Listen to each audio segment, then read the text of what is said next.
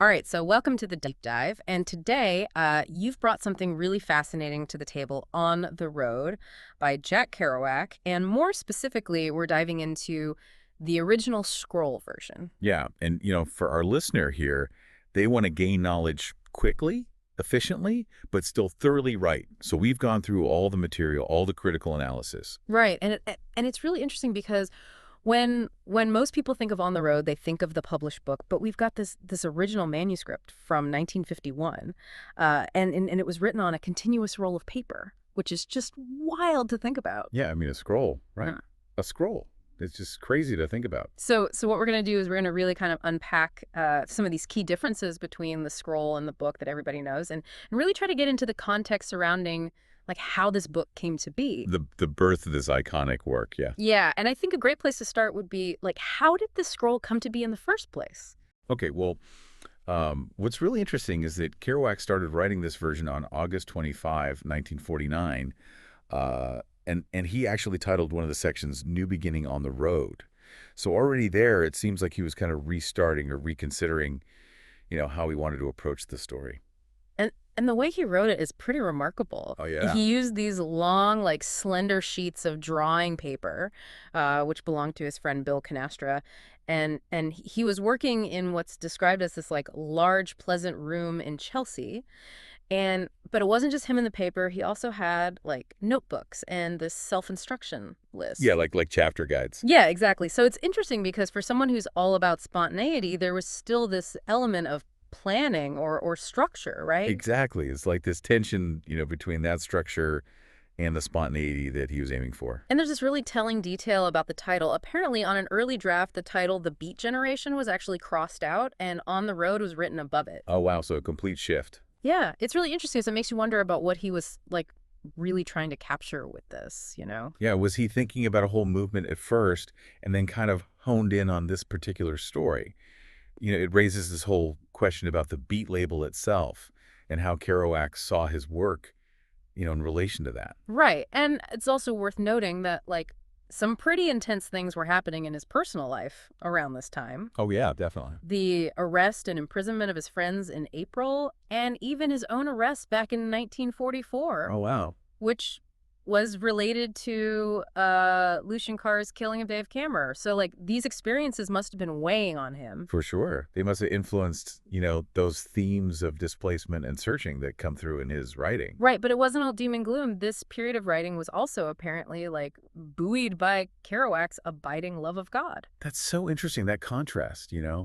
like this spiritual element alongside all the darker stuff. Yeah, absolutely. Okay, so now we have a sense of how the scroll came to be, but let's get into what makes this original version so different from the On the Road that we all know. Right. Okay. One of the big things that stands out is the portrayal of Neil Cassidy. Yeah, and he's actually referred to by different names in the scroll, sometimes as like Pomeroy or Cody, and then also as Neil, which is interesting. Yeah, it suggests maybe Kerouac was still figuring out how to present this character, right? Right, exactly.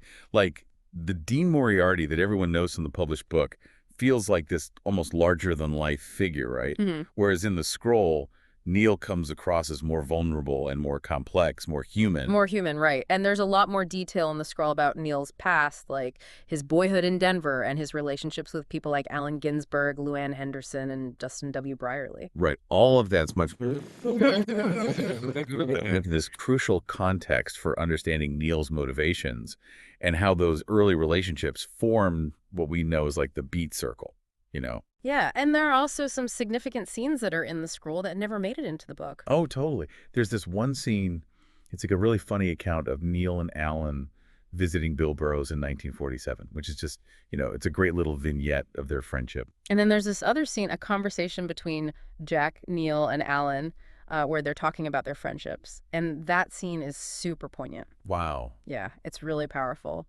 So it seems like the scroll is a lot less romanticized than the published version. Totally. It offers this more nuanced and more, well, realistic view of their lives, I guess you could say. Yeah, exactly. And this is reflected in Kerouac's writing style too, right? Like Yeah. he was moving away from that more traditional narrative towards something much more direct and personal. Right. And the way he wrote on the scroll, that continuous flow, Yeah. that was also part of his search for authenticity. Like It was a way to bypass traditional editing and just kind of get those raw experiences out there. So now that we've talked about how the scroll came to be and some of the differences in content, let's really dive into Kerouac's intentions and his unique writing style. Yeah.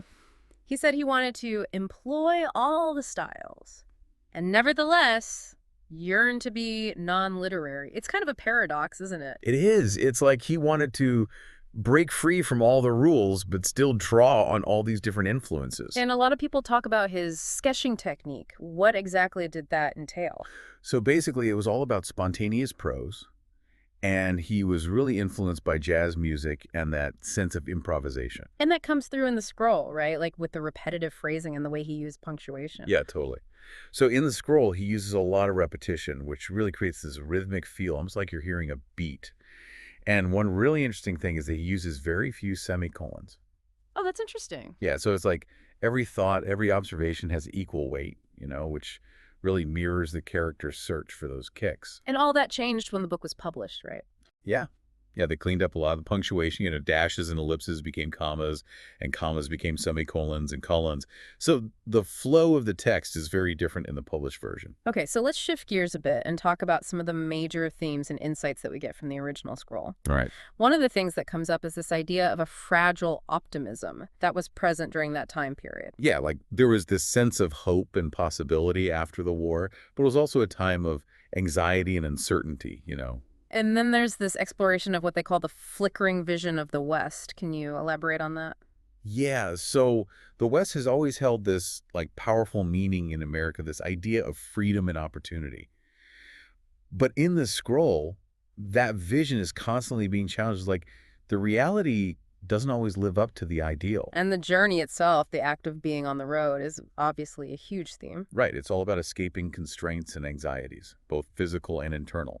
And it's interesting because we hear that the moments of disillusionment with Neil, or Dean as he's called in the published version, actually happen earlier in the scroll. Yeah, it's like Kerouac is less forgiving in the original manuscript. He shows Neil's flaws more readily, and we see that idealized image start to crumble much faster. There's also this idea of the fallibility of an embodied vision of the authentic. Can you break that down a bit? Basically, it's Kerouac realizing that his idealized view of Neil, this person who represents pure freedom and truth, is ultimately unrealistic. Like people are flawed. Nobody can perfectly embody that ideal. And another thing that stands out is Kerouac's focus on marginalized cultures and practices in America. Absolutely. He brings in those voices and perspectives that are often overlooked, which gives us a much richer and more diverse picture of American society. And there's this really interesting juxtaposition of rationality and intuition that comes up. Oh, yeah. There's this great anecdote about Kerouac and Burroughs at the racetrack. Burroughs is all about logic and data, and he bets on one horse. But Kerouac has this vision about a different horse, so he bets on that one. And of course, Kerouac's horse wins. It really highlights Kerouac's belief in intuition and that feeling, going with your gut. Totally. And it also shows this really cool dynamic between him and Burroughs. Two very different personalities, but both brilliant in their own way. Yeah.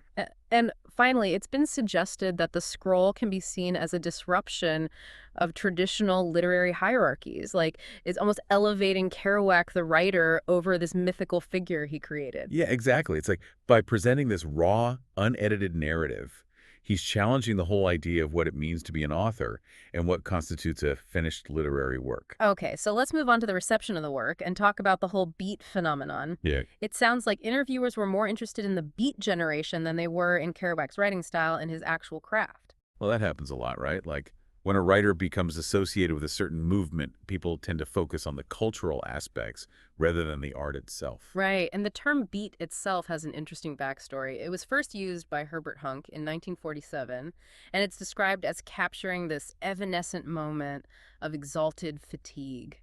It's a very poetic way to put it. It is. It's like this feeling of being worn down, but also elevated. Like you're exhausted, but you've also reached this higher level of awareness. And Kerouac himself had a complicated relationship with the beat label. Yeah, as it gained popularity and became more commercialized, he really struggled with it. It's like the label took on a life of its own, and it started to overshadow his actual work and his intentions. And lastly, let's touch on the broader social and political context. You mentioned George Kennan's 1947 article, The Sources of Soviet Conduct. What's the connection to Kerouac and the scroll? Okay, so Kennan's article was really influential in shaping U.S. Cold War policy. It basically argued that for America to be strong on the world stage, it needed to project an image of social harmony and stability at home. Right.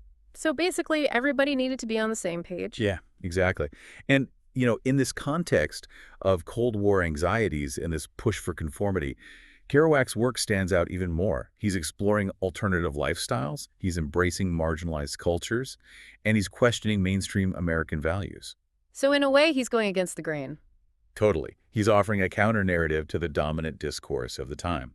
So to sum up, we've taken this deep dive into On the Road, the original scroll, and looked at how it differs from the published novel. And we've talked about its unique characteristics, Kerouac's style, and the cultural and political context in which it was written. And we've seen how the scroll offers this really raw and immediate experience. It's less idealized and more reflective of Kerouac's own journey as a writer. Yep. We hope this has given you, the listener, a better understanding of this really significant work, and maybe even sparked some new ideas and perspectives. Yeah, and to leave you with a final thought, something to kind of chew on, given Kerouac's emphasis on spontaneity and his desire to be non-literary, how does that change our understanding of authorship? Like, what happens when we prioritize that raw expression over a polished final product? Exactly. What gets lost and what might we gain? It's a question we're thinking about, not just in terms of Kerouac, but in terms of all art and all creative endeavors. Yeah, how might our understanding of the creative process change if we look at those raw, early stages with fresh eyes?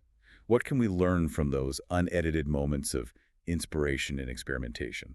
That's something for all of us to ponder. Absolutely. Thanks for joining us for this deep dive. Until next time.